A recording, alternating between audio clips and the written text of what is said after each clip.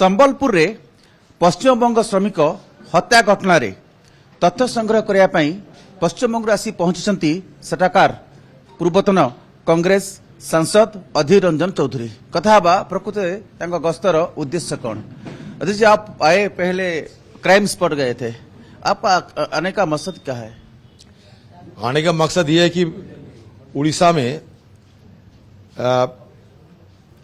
पश्चिम बंगाल से आए हुए प्रवासी मजदूरों को कभी घुसपैठिया कभी बांग्लादेशी ये सारे इल्जाम लगाते हुए काफी अन्याय हिंसा ये वंचना हो रहे हैं। बंगाल से लाखों की तादाद में बेरोजगार नौजवान सारे देश की कोने कोने में चले जाते हैं रोटी रोजी कमाने पेट पालने के लिए। उड़ीसा में भी एक हिस्सा आते हैं क्योंकि उड़ीसा के लोग उनके काम काज में खुशी आई इसलिए उन सारे प्रवासी मजदूरों को अपने काम में लगाते हैं और इसके साथ उड़ीसा की एक आर्थिक संपर्क भी है। आर्थिक व्यवस्था में ये प्रवासी मजदूरों की एक योगदान भी है, ये भी मानना पड़ेगा। लेकिन फिलहाल क्या हो रहे हैं, ये प्रवासी मजदूरों को कभी कभी बांग्लादेशी करार देते हुए इन पे कभी कभी घुसपैठिया करार देते हुए इन पे काफी अन्याय हो रहा है। कुछ दिन पहले आपका संबलपुर में एक जुएल शेख बोल के हमारे डिस्ट्रिक्ट का ही एक लड़का जिनको पीट पीट के हत्या कर दिए गए। और आज क्या हो रहा है जानते हैं, ओडिशा से कुछ हिस्से से ओडिशा की डरे हुए प्रवासी मजदूर भाग रहे हैं अपना वापस गांव में।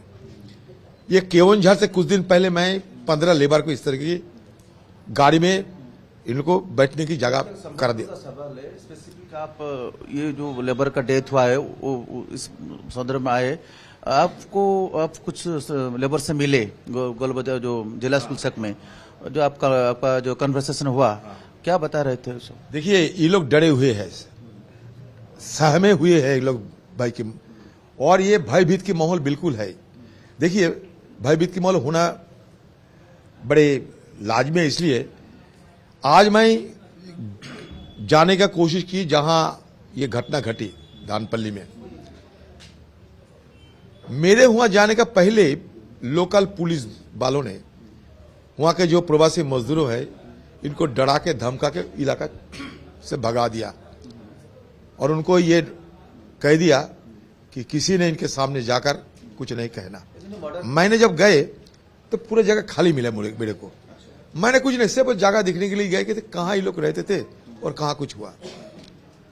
उसके बाद मैं पेंसिल को मोड़ में भी गए थे, वहां पुलिस हमारे साथ नहीं दिया, फिर मैं पैदल चल के गए। उसके बाद पार्टी ऑफिस में आए। कोई कहता है कि जब हम फेरी करने जाते हैं गांव के अंदर तो हमें कहता है कि तुम आधार कार्ड दिखाओ, तुम बांग्लादेशी हो, तुम ये हो, फलाना हो, घुसपैठिया हो, और हमको पीटते हैं, मारते हैं और जो मोबाइल पैसा हमें छीन के ले लेते हैं। मैं कहाँ जाए, ये रो रहे थे लोग और यहां से लोग भाग रहे हैं। अभी उल्टी एक्सोडास हो रहा है, लोग पलायन कर रहे हैं। अभी ये घटना के बाद संबलपुर में जो मर्डर हुआ, पुलिस जो एक्शन लिया है उसका लेकर आप क्या बोलेंगे? पुलिस जरूर कुछ एक्शन ले चुके होंगे, लेकिन पुलिस की बयान में काफी अंतर भी थी। 6 accused has already been arrested and then forwarded to court. हो सकता है, लेकिन पुलिस की बयान पे ये सूबे की जो पत्रकार है, सूबे की जो पत्रिका है, यहाँ की जो पेपर्स है, न्यूज पेपर, उन लोगों को भी ये सवाल उठाए। जैसे कि पुलिस ने पहले बार ये कहते थे कि ये मोबाइल छीनने के लिए इनको खून किया गया। फिर कभी कहते हैं कि बीड़ी पीने के चलते आपस में झगड़ा हुई, उसी वजह से मर्डर हो गए। फिर कहते कि टीआई परेड ना होने के चलते असली खूनी कौन है हम बता नहीं पाते। फिर कभी कहे जाते हैं कि ये विजिलेंटी ग्रुप है, पुलिस वाले नहीं है, कोई पार्टी की एक हिस्सा होता है जो अपना कानून अपने हाथ में ले लेते हैं और गैर कानूनी कार्रवाई करती है। इनका कोई कुछ नहीं बोल सकते। ये हो सकता है सत्तारूढ़ पार्टी जो है उनका कोई अलग हिस्सा भी हो सकता है, ऐसे भी कहे जाते हैं। देखिए एक खून के अपराधी इसको तो पकड़ाएंगे, ये पुलिस के फर्ज बनते हैं, लेकिन मेरे कहने के मतलब इससे और आगे है। एक भयभीत की माहौल पैदा हो चुके हैं। ये भयभीत के माहौल पैदा होने के चलते यहाँ से पलायन हो रहे हैं। आप आश्वासन दिए। यहाँ से पलायन हो रहे हैं। मैं ये कहना चाहते हैं कि इसके चलते उड़ीसा की सरकार की जो छवि, वो छवि भी धूमिल होते जा रहे हैं कि उड़ीसा प्रवासी मजदूरों के लिए सुरक्षित जगह नहीं है, ये साबित होते जा रहे हैं। तो इसलिए मैं यहाँ आने के पहले देश की प्रधानमंत्री से मिले और ये बात रखे थे। फिर मैं यहाँ के जो एमपी है, हमारे मंत्री धर्मेंद्र प्रधान जी, दूसरे मंत्री है, उनको भी संज्ञान में ये बात रखेंगे।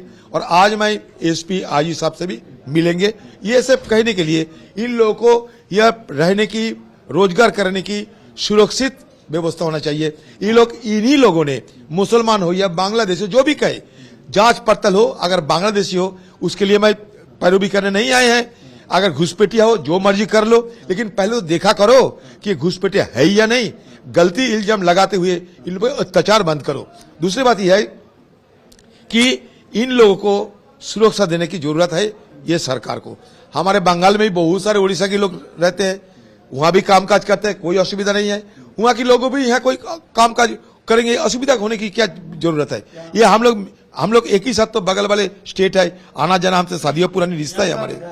जो संबलपुर का विधायक जवाहरलाल मिश्र, उनका बोलना है कि अभी वेस्ट बंगाल में इलेक्शन आने वाला है, उसको एक पॉलिटिकल मुद्दा बनाने के लिए अधीर रंजन चौधरी संबलपुर आने का पीछे यही मकसद है कि इसको एक पॉलिटिकल मुद्दा बना जा सके। देखिए, बीजेपी से हटकर हिंदुस्तान में पॉलिटिकल मुद्दा बनाने में और कोई माहिर पार्टी तो नहीं है। मैं साफ कहना चाहते हैं, सिर्फ मैं आए हैं इन लोगों को बचाव करने के लिए, सिर्फ बचाव करने के लिए। और चुनाव तो बीजेपी भी करते हैं। तो जो यहाँ की बीजेपी के विधायक, सुना है कि 5 साल के विधायक, फिर भी मंत्री पद नहीं मिल रहे हैं उनको, तो बेचारी क्या करे। अभी मुझे अगर गाली देने से उनको कोई तरक्की होगी तो होने दीजिए। लेकिन यहाँ एक नुमाइंदी होने के नाते कम से कम उनको तो जाना चाहिए था ना, मौके का जायजा लेना चाहिए था, वो जगह उनको जाना चाहिए था। गए थे क्या? तो उनको लोगों वोट देते हैं, चाहे उनका वोटर हो या ना हो, चाहे वो हिंदू हो मुसलमान हो। देखिए, ये लोगों ने ही ये संबलपुर में आजू बाजू में मंदिर बनाते हैं, मस्जिद बनाते हैं, गुरुद्वारे बनाते हैं। ये लोग चोरी डकाती करने नहीं आते हैं, यहाँ रोजगार करने के लिए आते हैं। डेथ हुआ है वो वेस्ट बंगाल का नहीं है, वो बांग्लादेशी है। तो ये साबित कर दे, सरकार उनके हैं, वो साबित कर दे। मैं तो सारे डिटेल्स लेके एमएलए साहब को, यहाँ के विधायक साहब को दे सकते हैं, उनकी सुविधा होगी। उनकी गांव सादिकपुर है, मुर्शिदाबाद डिस्ट्रिक्ट है, पीएस सूती है, चले जाइए, देख के आइए। घर वाले रो रहे हैं, अभी भी आप अगर जरूरत पड़े विधायक जी को बुलाइए, उनके घर वाले के साथ अभी वीडियो में बात करा सकते हैं। मैं विधायक जी आप आइए, उनकी परिवारों से वीडियो में बात कराते हैं।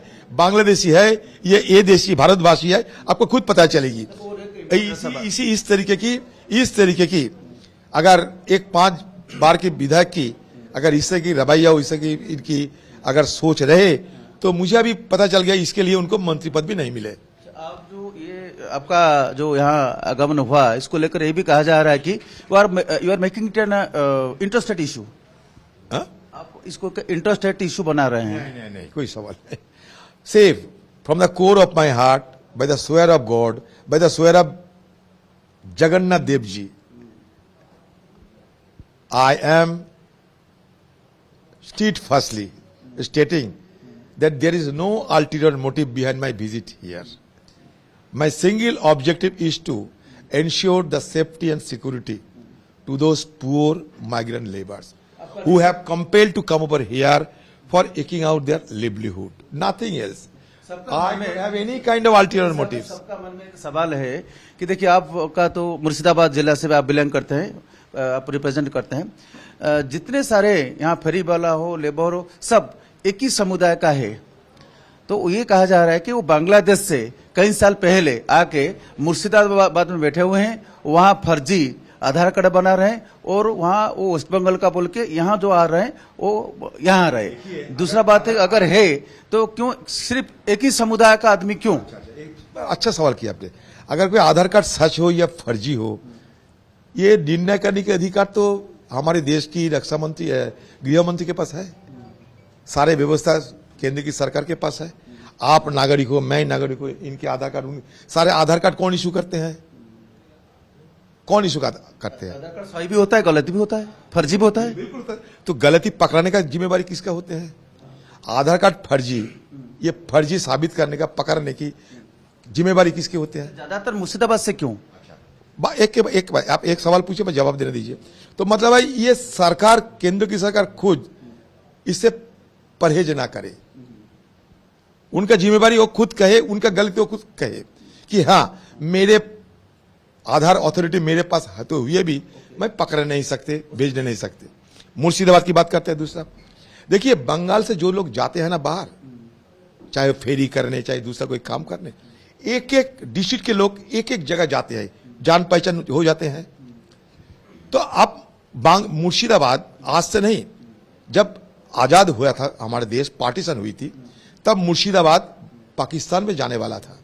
लेकिन मुर्शिदाबाद के मुसलमान ने कहा था कि मैं पाकिस्तान नहीं जाऊंगा, मैं हिंदुस्तान में रहूंगा। हमारा देश हिंदुस्तान में, हिंदुस्तान में रहना चाहते हैं। नहीं तो उसी दिन पाकिस्तान में चले जाते थे।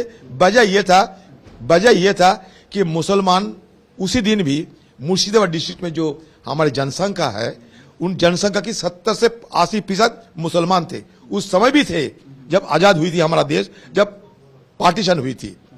उस दिन पाकिस्तान ले लिया था, पाकिस्तान की फ्लैग वहां फहराए गए थे, लेकिन फिर भी वहां के मुसलमान विद्रोह करके कहा मैं हिंदुस्तानी हूं, हम हिंदुस्तानी है, हिंदुस्तान में हम रहेंगे। तो ये अगर आज ये अगर पुरस्कार मिले कि भाई तुम पाकिस्तानी हो, तुम बांग्लादेशी हो, ये गलत होगी। सवाल है कि सिर्फ एक ही समुदाय का जो भी उड़ीसा में काम कर रहे हैं, चाहे वो कंस्ट्रक्शन वर्कर हो, एक ही समुदाय का है। एक बताइए, आपके इन लोगों को क्या मुसलमान यहाँ ला के खड़ा करते? आपका मंदिर बनाने के लिए इन लोगों को लाया जाते हैं, आपका घर बनाने के लिए इन लोगों को लाया जाते हैं। कॉन्ट्रैक्टर क्या मुसलमान है, ये हिंदू है? आज से एक बात, उन लोगों को बुलाया क्यों जाता है? अगर उनको अच्छा नहीं लगे, सारे घुसपैठिया हो, सारे बांग्लादेशी हो, सारे दुश्मन हो, तो ये वो घुसपैठिया उड़ीसा में आने में प्रतिबंध क्यों नहीं लगाते सुबह की सरकार, कि प्रतिबंध लगा दे और कह दे कि सारे बांग्लादेशी है, ये सारे प्रवासी मजदूर, कोई नहीं घुस सकते, तब तक खत्म। सवाल ये था कि सिर्फ एक ही समुदाय का गरीबी है क्या? आपका मुर्शिदाबाद में अगर है तो जो चाहे फेरी वाला हो, कंस्ट्रक्शन वर्कर हो, सिर्फ एक ही समुदाय का उड़ीसा आते हैं। दुख की बात है, देख मिनियल लेबर सारे मुसलमानों के नसीब में है। और ज्वेलरी में जाइए आप हिंदू मिलेगा, दूसरा आप चले जाइए राउरकेला में हिंदू ज्यादा मिलेगा, जाइए अभी जाइए। लेकिन ये बदनसीब भाई उन लोगों को वो नहीं, जब बेचारी का मौका मिलते वो छोटे काम करके पेट चलाते हैं। इसका मतलब तो ये नहीं कि ये उनके लिए कोई अपराध है।